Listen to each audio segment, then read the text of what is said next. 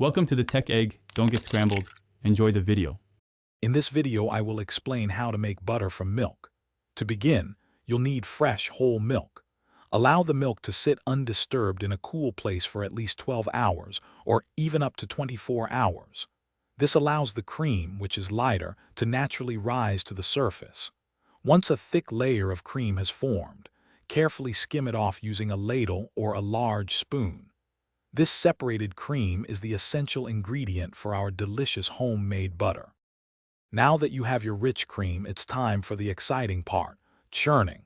Pour your cold cream into a butter churn, a food processor, or a stand mixer fitted with a whisk attachment.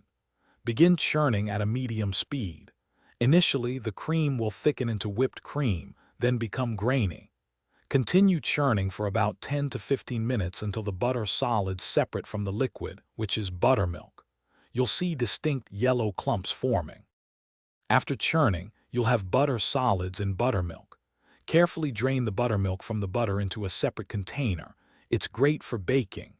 Next, it's crucial to wash the butter. Place the butter in a bowl of very cold water and knead it with your hands or a spatula. Change the water several times until it runs clear. This process removes any remaining buttermilk, which prevents the butter from spoiling quickly and ensures a pure, fresh flavor.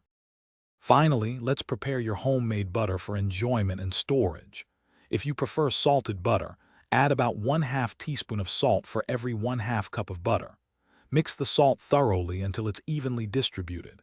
You can then shape your butter into blocks, logs, or use molds for decorative shapes. Store your fresh butter in an airtight container in the refrigerator, where it will stay fresh for up to 2 weeks. Enjoy your delicious homemade creation. Thanks for watching. Consider subscribing if I helped unscramble your problems.